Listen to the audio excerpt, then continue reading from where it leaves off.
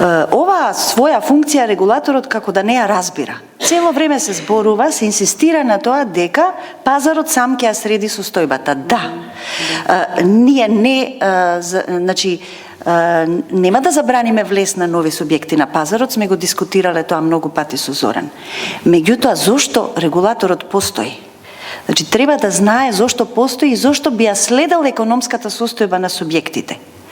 Со што е тоа поврзано? Не е доволно само да се соберат податоци, се анализираат кој во каква состојба е и така натака и така натака. Туку и секаде во другите земји, тоа што сум го читала јас и сега што го читав и сега што гледав, регулаторот ги користи овие бројки за да види некој од секторите во која состојба е, каде се движи, расте или опаѓа и да ја прилагоди својата регулаторна политика на различни начини. Значи, друго е да зборуваме кои се тие механизми што може регулаторот да ги примени, нели, за да интервенира до некаде на пазарот, бидејќи ние немаме овде сосема слободен пазар. Погрешни се сваќањата кај нас, се сваќа дека ние имаме тотално слободен пазар и све као во други дејности. Си постои регулаторна интервенција на овој пазар, на аудиовизуелниот или радиодифузниот, до вчера зашто се штити некој јавен интерес.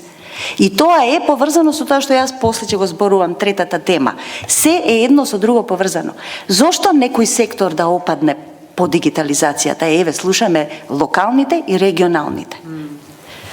Значи, морало да се води сметка какви ќе бидат, каква ќе биде економската позиција на регионалните за да влезат во дигитализацијата.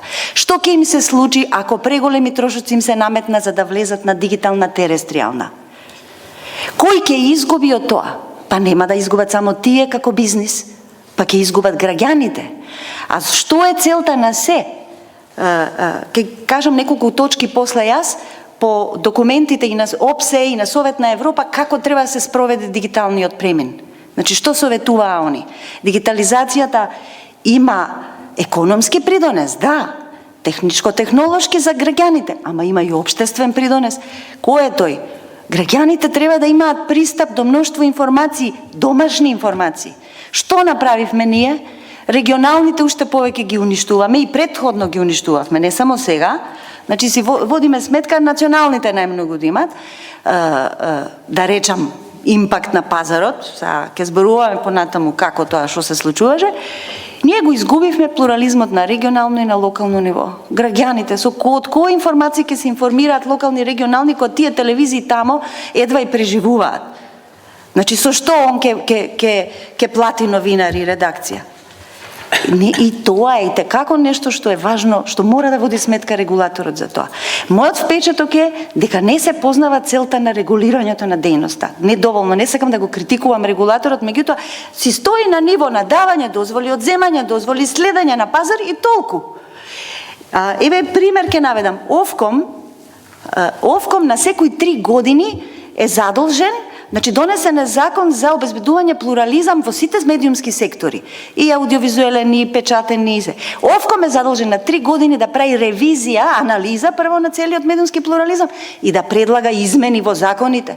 Што е тоа? Нашиот регулатор вика законот вели вака и ние не можеме ништо повеќе. Регулаторот треба да ја следи состојбата и треба да предлага измени на законот заради тоа што таа дејност треба да се развива во интерес на граѓаните. И во овој случај дигитализацијата што направи кај нас? Значи, тоа што некои паднаа економски, они не можат да нудат добри програми на граѓаните после дигитализацијата.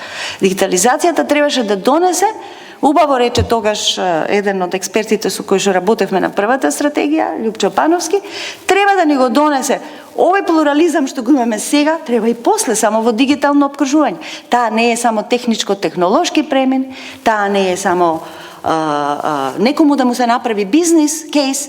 Мојот впечаток е како што се течеше преминот, дека прво се гледаше, или не знам кој е прво, кој е второ, да се направи некому бизнес кейс, нели сега, примерите си ги знаеме, сите си ги знаете и вие, и второ политички случаи, мислам политички се исподелија и дозволи, и пред и по, и сега се прави тоа.